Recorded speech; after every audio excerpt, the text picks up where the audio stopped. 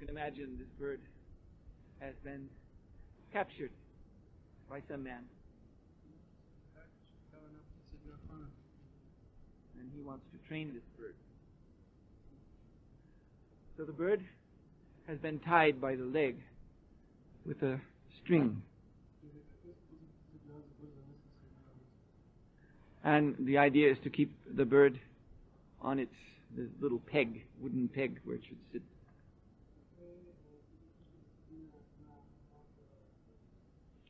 But the bird is a wild bird. So naturally, he's very interested in getting free, escaping. So he's trying to fly in all directions. Up and right and left and down, any way. But this string is there. Wherever he tries to fly with full power, the string is holding him fast.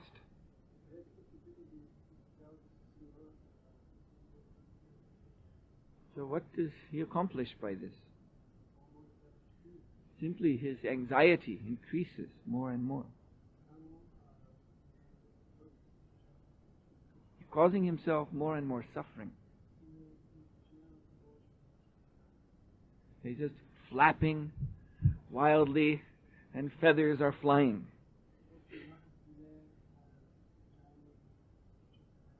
But he's not able to escape. So, after a while, he starts to understand that this is my position.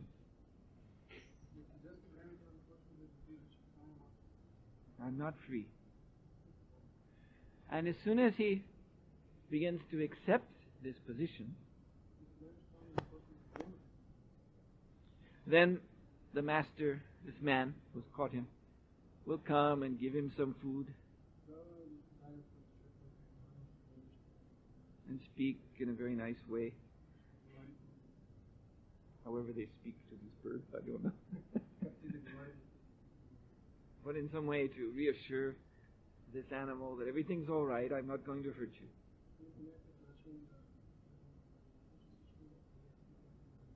The bird starts to understand that the only suffering is the suffering that I cause myself.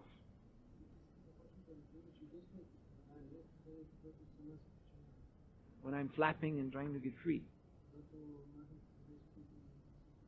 But if I am just peaceful and accept my position and accept this man as my master, then the same string that's on my leg, this becomes my security. This shows everybody else that I belong to this man. Because one of the reasons the bird is trying to get away is that he's afraid. If I stay here, then some enemy will come and capture me.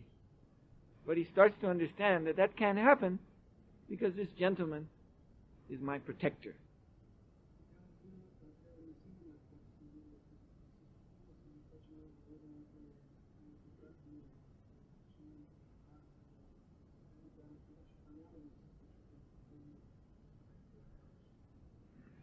So from this example, which is given in one Upanishad, we can very nicely get a picture of the position of the living entity in this material world.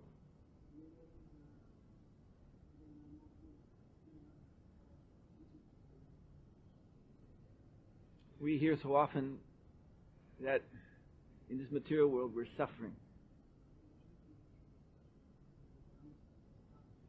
But let us consider, what is that suffering actually? In actual fact, in our real identity, there is no suffering.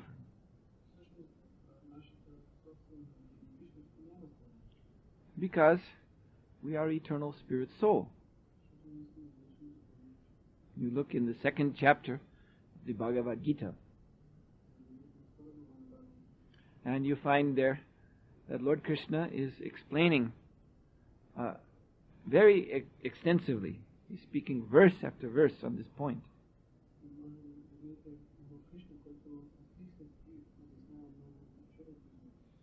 That there's nothing that can harm the soul.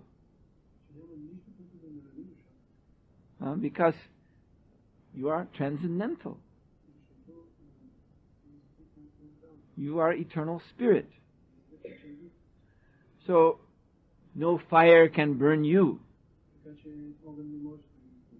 No water can drown you. No wind can wither you. Of course, these elements can harm the body. But Krishna is speaking of the real self, the spirit soul. So for the soul, there's no birth and death, there's no old age, there's no disease.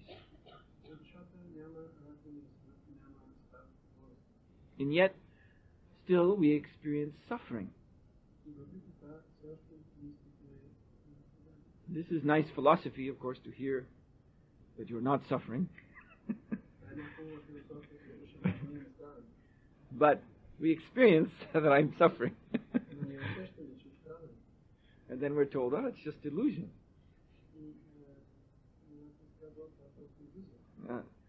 But for many people, this is not answer enough.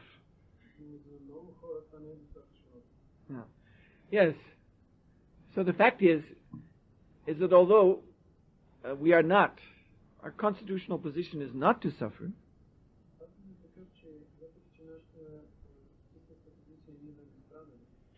we can make ourselves suffer. We can enter into a distressed state of mind.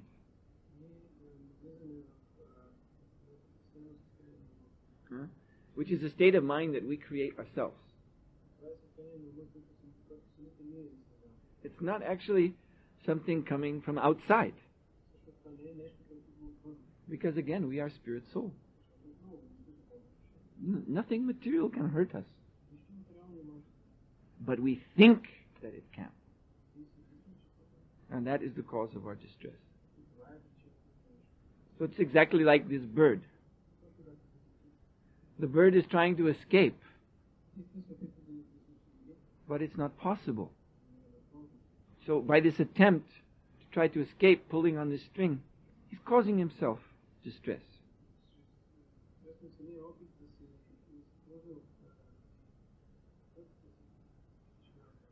So the bird obviously represents the living entity, the spirit soul.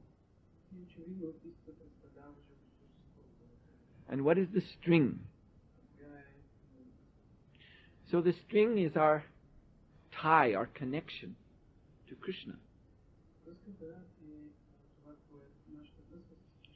which is Krishna's energy. Just as when we are chanting Hare Krishna mantra, what do we chant first? Hare. So Hare is addressing the energy of Krishna. Because unless we go through the energy, we cannot come in contact with Krishna.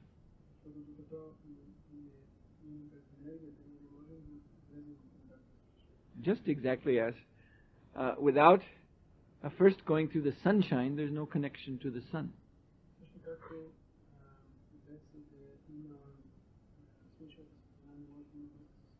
We can only know the sun, see the sun, by the mercy of the sunshine.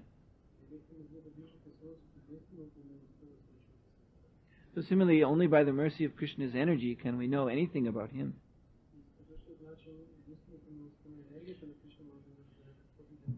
So what is that energy? You're experiencing it right now. This energy is what we see with our eyes, what we hear with our ears,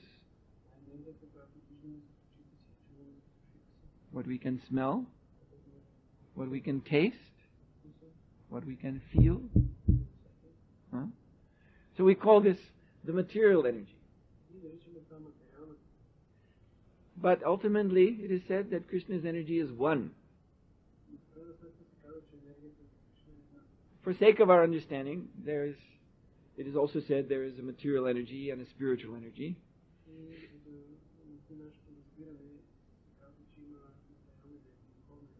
But the ultimate explanation is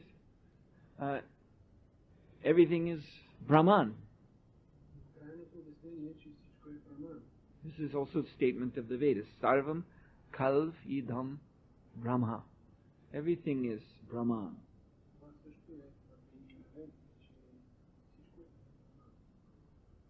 And Brahman means Krishna's energy. So Srila Prabhupada gives the example of electricity. Electricity is one energy. But it has different effects. Just like everyone knows what an electric heater is. In the winter, you heat your room with this device. Yet at the same time, in the same room, you have a refrigerator. So, you see opposite effects. And yet both are running off of the same one energy, electricity.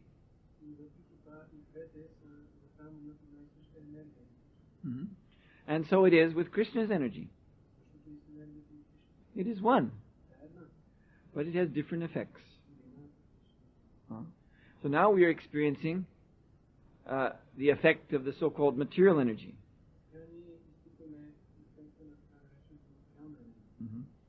And that effect is Janma, Mrityu, Jara, Vyadhi, birth, death, disease, old age. And we take this to be suffering. But let us consider, why are we suffering from this energy? Again, we just have to think about the bird. Because we're struggling with this energy. We're trying to get free. We're trying to declare ourselves independent. I am my own master. No one can tell me what to do. Starting with God. There's no God. And then all the lesser authorities also reject them all. I am free. So if we're thinking I am free and I am independent, there's no authority over me, then how do we look at this energy of Krishna? We look at it as my energy. This matter is meant for me to claim as my own, to possess, to control, to enjoy. And so this we are trying to do. And thus our position is exactly like that of this bird.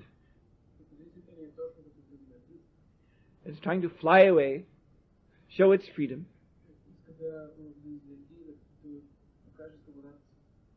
I'm independent, but something's always holding it back. And that something is the reality of this energy of Krishna. The reality is that it is not mine. It is under God's control. He says in Bhagavad Gita, Maya Jakshena Prakriti Suyate Sacharacharam, that this Prakriti, which is holding, which is producing and maintaining, holding all living entities,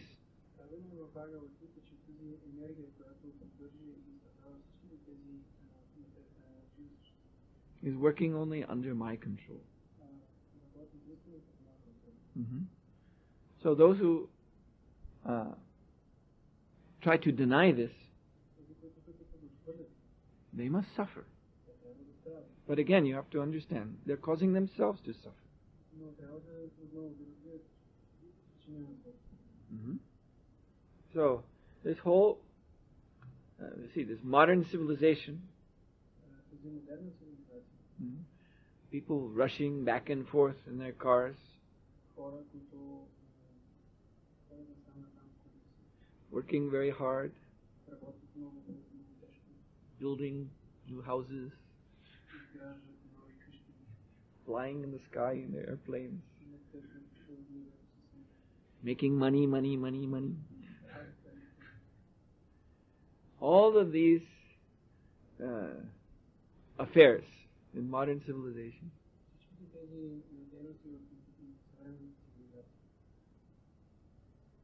to demonstrate that he's free, the more problems he creates.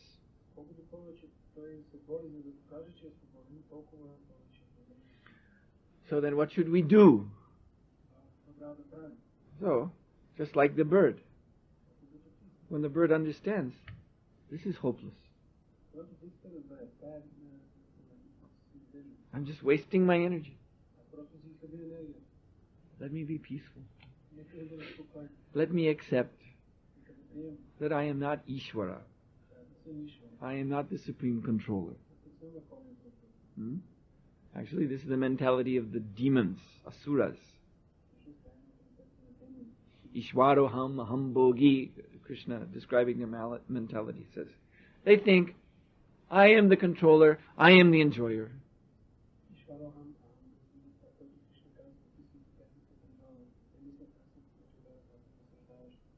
And thus they're always being punished by material nature.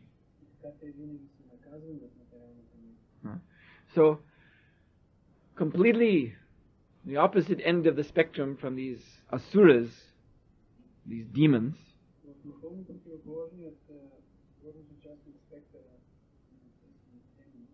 there are the Mahatmas, means the great souls. So Krishna describes them, Mahatmanas tumam parta daivim prakritim ashrita, that they are always under the protection of this same prakriti.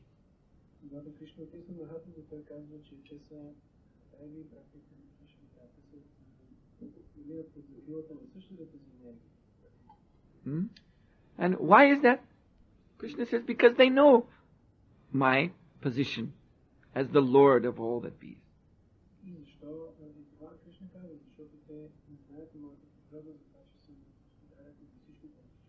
And they accept their position as my servants. They're serving me with great determination.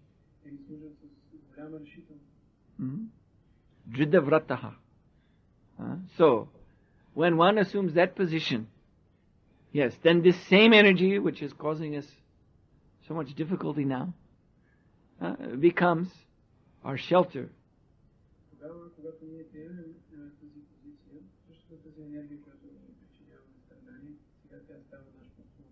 Because it is the means by which we serve Krishna. So, this is how everyone, all of you here, can immediately begin to experience your constitutional liberated position.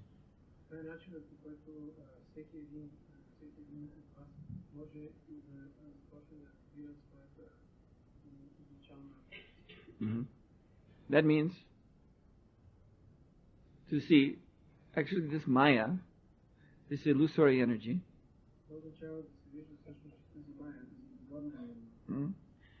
this is all a manifestation of Srimati Radharani. This is actually all her energy. And she intends that it all be engaged in Krishna's service.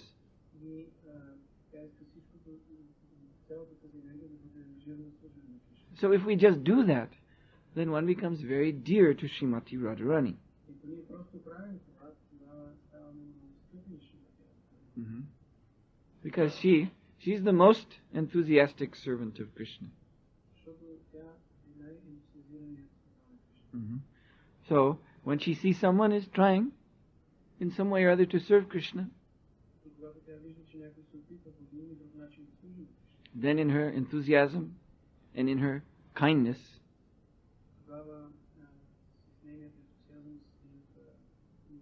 she blesses that devotee.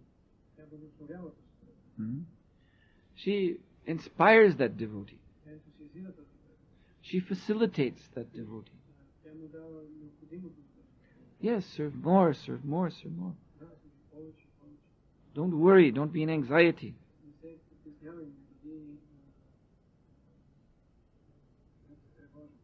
There's only service to Krishna. There's nothing else. This is Radharani's view of things.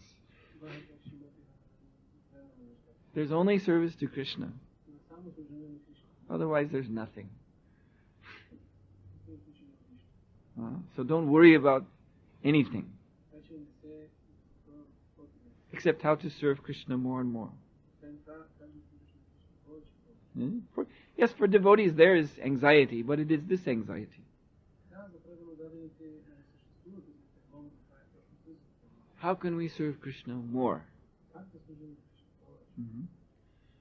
So this is the type, this gives us an idea of the kind of anxiety that Srimati Radharani herself is always feeling in her heart.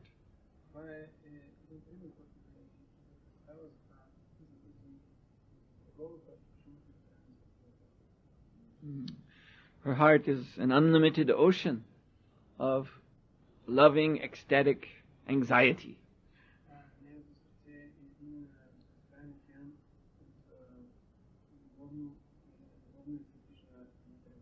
Always she's thinking how to please Krishna more than I have pleased him till now.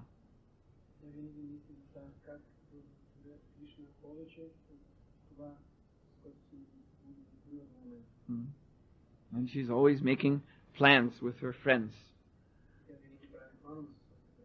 How to please Krishna even more. Mm-hmm. And sometimes there are obstacles. Even obstacles present themselves to Srimati Radharani.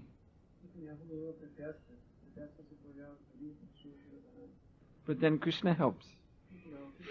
Because Krishna is satisfied by this attitude.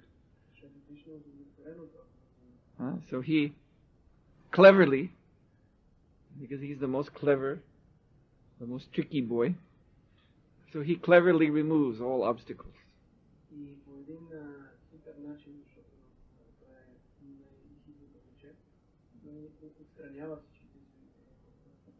Mm-hmm. There's so many pastimes where Srimati Radharani's mother-in-law, Jatila, she's trying to prevent any meeting between Radha and Krishna.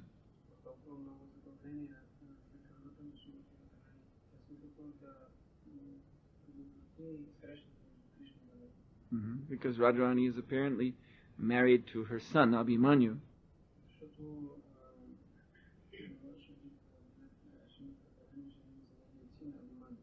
Mm-hmm. But Krishna is so clever, he will dress up so that he looks more like Abhimanyu than Abhimanyu.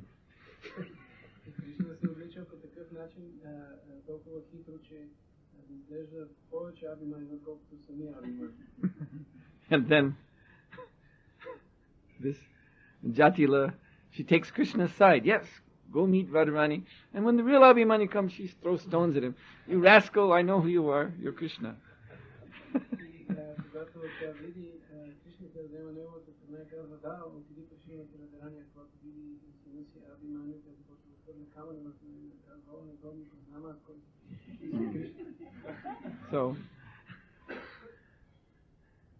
So these are the, of course, perfectional pastimes in Goloka Vrindavan. Mm-hmm. And we, of course, are very far away from that. But still, from these pastimes, we take our inspiration and seeing that Srimati Radharani, she is so deeply determined to satisfy Krishna.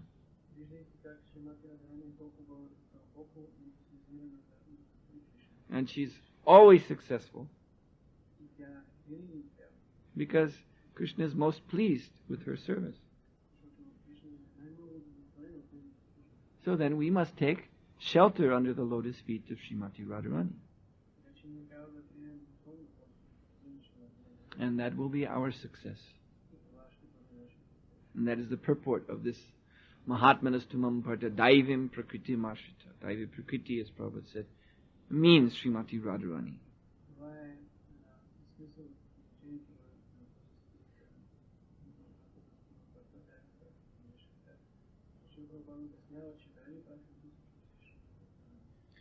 And to take shelter of Srimati Radharani is not difficult in this age because she has come mixed with the identity of Lord Krishna as Sri Gauranga Mahaprabhu.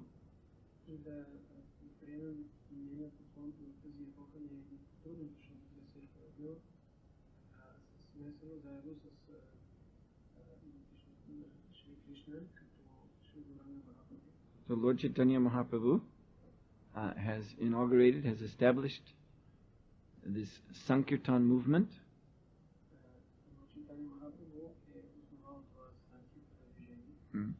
He has imparted in this Sankirtan of congregational chanting of Hare Krishna Mahamantra.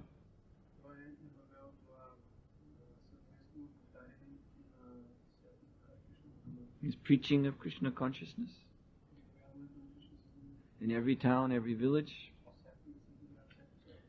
So this is the Yuga Dharma, and Lord Chaitanya has flavored this Yuga Dharma. Every Kali Yuga, that is the Yuga Dharma. But in this particular Kali Yuga, a certain flavor has been added.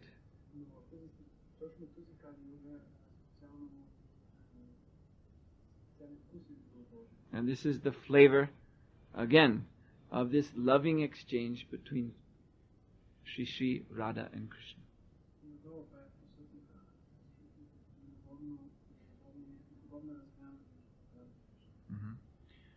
So, we simply need to come under the shelter of Srimati Radharani's lotus feet.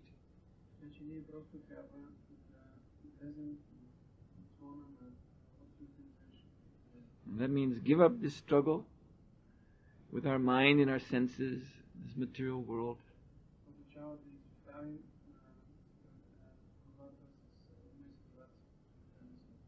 Stop trying to be,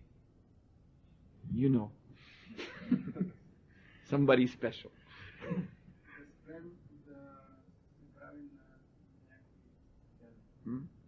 Just be a devotee of the Lord. An enthusiastic devotee of the Lord. Enthusiastic to preach this Sankirtan mission. And so if we do this under the shelter of Sri Chaitanya Mahaprabhu, Srila Prabhupada, Sri Guru Parampara, which is how the mercy of Radharani is coming down to us.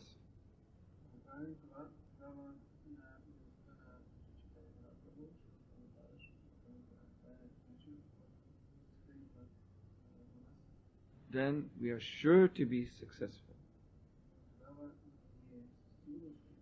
We are sure to be under the protection of the divine nature and under Krishna's protection. That doesn't mean that there won't be some adventures.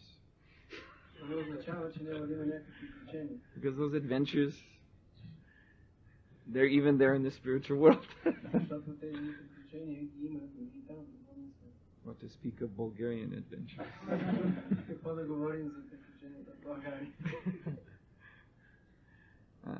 But all these adventures are simply intended They're arranged by Krishna to increase. We were speaking of this dedication, this determination to serve Krishna. So these adventures are there to increase our dedication to serve Him. One should think, no matter what, I must serve Krishna.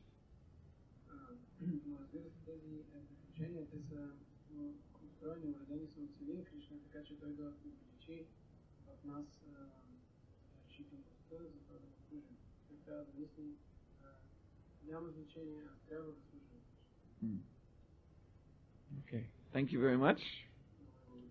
Srila Prabhupada ki jai, Shri Shri Gaurnitai ki jai, Shri Jagannath Baladev Subhadra Devi ki jai, Gaur Premanande, Hare Krishna.